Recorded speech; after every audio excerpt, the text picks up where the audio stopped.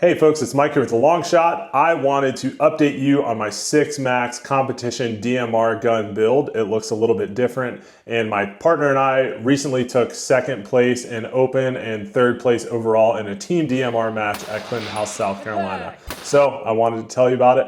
Let's go.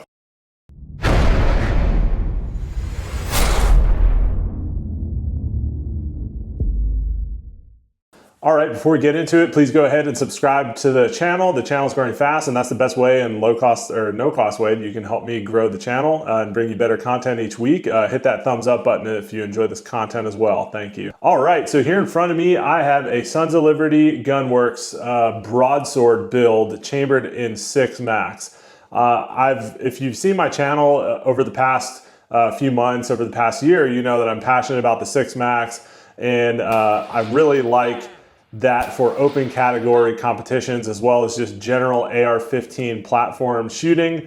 I am shooting a 90 grain bullet about 2,900 feet per second. That thing hits steel plates really hard, even out to 700-800 yards. However, I have had some problems with my previous 6 Max builds. Partially on the manufacturer. One of the gunsmiths mischambered the barrel. It was not done well, and I had to send it out to get fixed. They made that right, and I've been open about that. They don't have that problem anymore moving forward, so no reason to stay away from them. And also, partly my fault. The last build that I did was an Arrow precision build, and during an end of the year DMR match last year, some weird failure mode that I never had before where the forward assist broke and it jammed in the bolt, and I had to run a borrowed gun for the rest of the competition. After that, I got sick with a cheap Arrow parts build, and I upgraded to a Sons of Liberty Gunworks Broadsword build. This is not a factory off-the-shelf model that I bought from them, although I do believe that you can buy this entire setup. If you're interested in that, go to Paramount Tactical. Gary is a dealer and also very passionate and helped out a lot with the 6 Max. But I built this because I already had the barrel and I already had a few other components, and I wanted to save money and not just buy a whole new gun. I went ahead and built this out with all Sons of Liberty Gunworks parts, except for a few accessories like the stock and this BCM grip here. So I wanted to update you on this build. Obviously it shoots very well. My partner and I took 2nd in the open / TAC category. It was a team DMR match, and I was shooting the 6 Max, which is the open, and he was shooting a 14.5 inch 5.56. It was a really cool match with a primary secondary shooter style, and we shot very consistently throughout the whole match and ended up placing 2nd and 3rd overall amongst all the categories.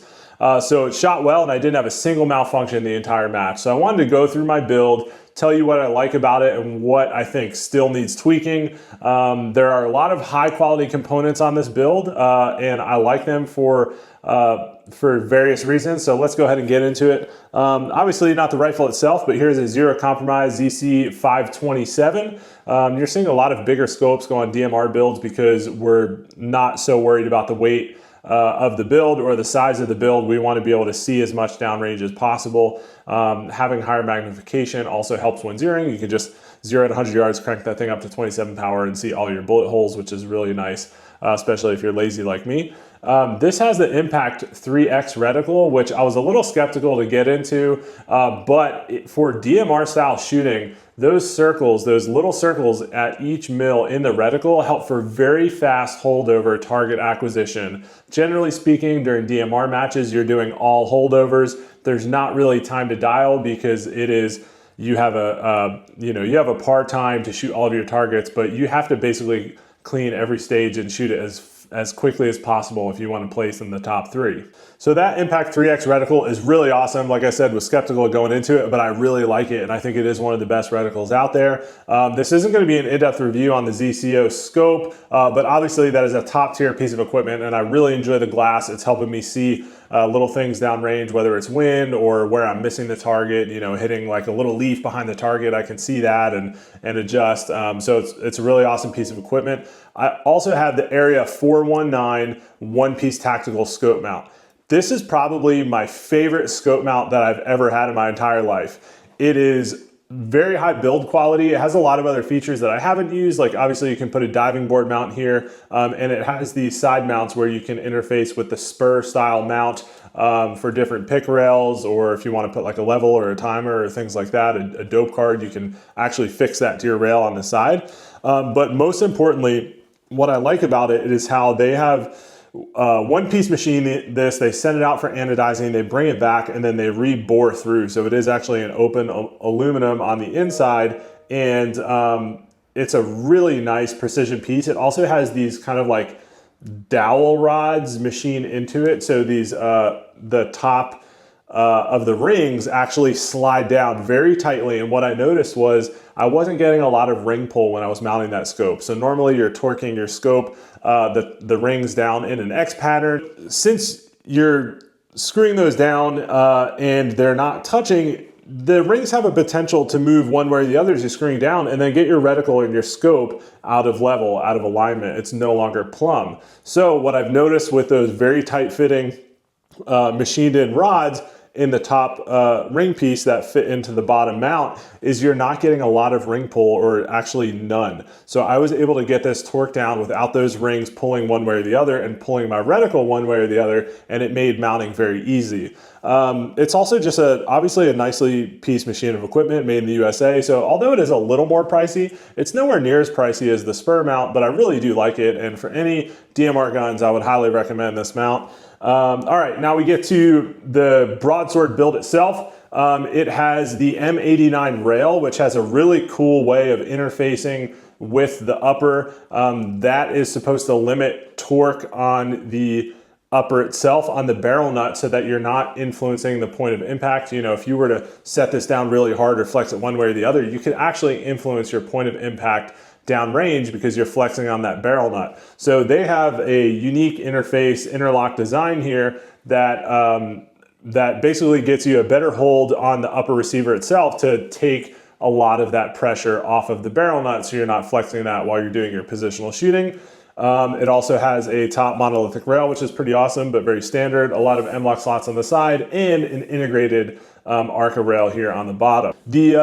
Overall, the things that I liked about the general Broadsword build is it has a lot of inherent features. Again, I'm not a machinist and I don't know the specs, but it is a billet machined upper and lower matched set. When I got it in the mail, yes, I did get it in the mail because I have an FFL. It was a very tight fit, and there is no slop here from the upper to the lower receiver.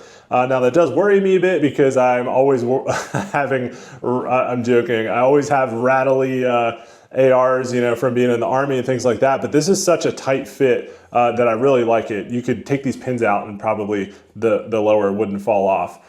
So I really like how tight of a fit it is. It just seems beefier in general than regular mil-spec AR-15s.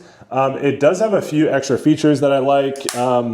It has an ambidextrous bolt release, bolt catch release, which is really awesome. That's inherent to that. There's nothing, you know, reaching under through the trigger well or anything like that. It did have a unique safety detent, I think, due to the beefier size of the lower build, but I don't think there's actually any functionality difference there. But overall, just a high quality billet build. It does come at a premium price tag. I'm not sure if I paid normal price or not. I think I got it on sale at Primary Arms for maybe like $600 or $650 for the matched set without the parts kit involved. So a little bit more on the expensive side, but I really like the build quality. Everything just feels so tight. This gun is not moving at all, and I really appreciate that. Of course, this is a heavy contour AR barrel from Sons of Liberty that is chambered in the 6 Max, a 20-inch, and I have an Apollo muzzle brake on the front. Now on the back here, I do have a Daniel Defense grip. I actually just ordered a Magpul PRS because I do want to get that perfect natural point of aim when I'm looking behind the rifle. So I want something with an adjustable comb. So that's going to be the next thing that I put on this gun. And I have a BCM, I can't remember if this is the Mod 3 or Mod 4 grip, but I have the BCM grip on here. I really like it. I really like how it's not angled too far back, but it's not perfectly straight. I like the grip angle. I like the feel of the stippling on the grip itself. Those are really nice high quality grips from BCM.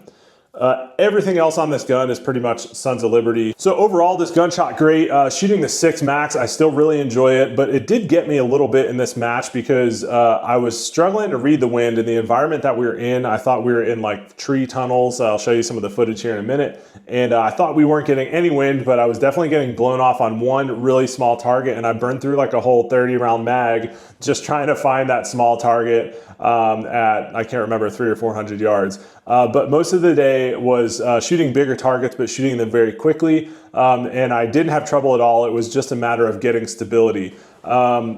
Getting stability on some barricade or in some position while trying to maintain speed. Overall, this thing is balanced pretty well out of the box, but I did forget to go into the match with my additional MDT M-Lock weights that I like, just to give a little better balancing as well as getting more recoil reduction so I can see where that shot is hitting, or more importantly, where that shot is missing. I was running the 30 round Geisley 6 ARC mags for this during the competition. However, those aren't available anymore. Geisley is revamping their 6 ARC mag. So I'm hoping when they come out with a new version, it's a bit cheaper, because the last version was 120 bucks per, which is very, very expensive for a magazine. I'm hoping they're just going to be more available and still work with the 6 Max. So I'm not really sure. I don't know when Geisley is coming out with those, but obviously having the 30 round mags for this is a game changer. Running 20 round mags in a competition is going to limit you to some capacity. Nothing much else to say about the gun itself. I really do like the broadsword build. For me, the shining star of the build is the handguard itself. I really like the integrated Arca rail. I like how stout the handguard is and the way it interfaces with the upper receiver. But overall, I just get the general sense of quality from all of these different parts. I know that people will say Sons of Liberty is kind of mid-grade quality at high-grade prices, but I don't really feel that at all, at least with this limited experience I have with the broadsword. That's enough of the build for now. If you have any questions on any of these components, I'm not repped by any of these companies. I don't owe them anything. Please go ahead and drop your question down below. I'll do my best to tell you how I like it, why I chose it, or why I may be getting away from it. Let's go ahead and take a look at some of that match footage of Brian and I shooting a couple stages in the Team 2-Gun DMR match down at Clinton House a couple weeks ago. Dude, let's do it. Shooter ready? Ready. Stand by.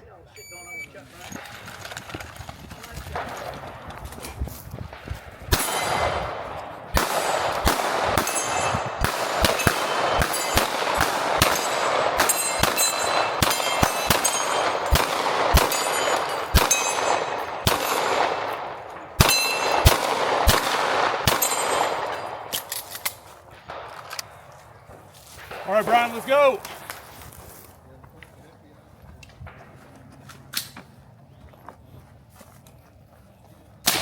Impact. Impact.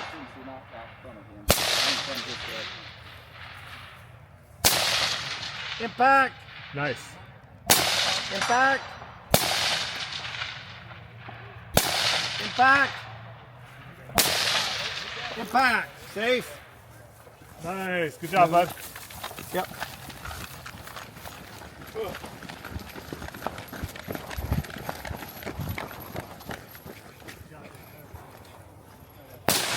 Impact. Impact. Impact. Oh, yeah. Impact. Clear. Yep. All right. Go, Mike.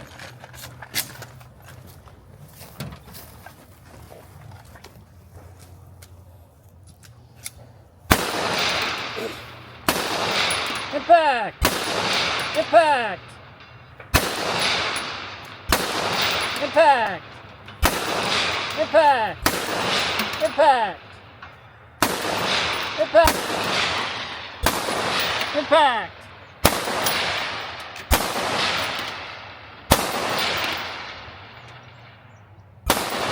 Impact! Impact! Impact! Nice run. We wanted to, everybody to know. Yeah, the mount up. Oh, for sure.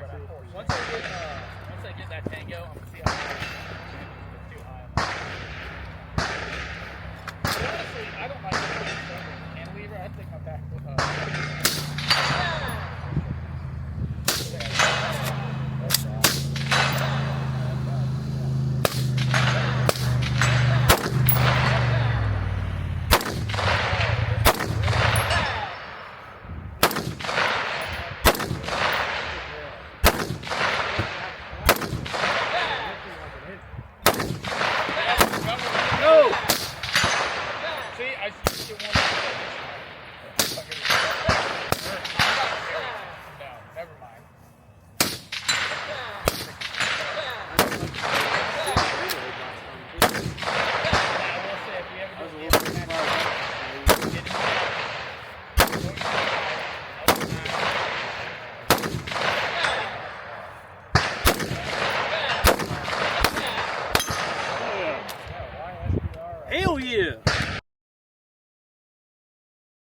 That's it for now. I hope you enjoyed this content. Again, if you have questions on the build, drop them down below and I will do my best to answer. And if not, we'll catch you next time on The Long Shot. Take care.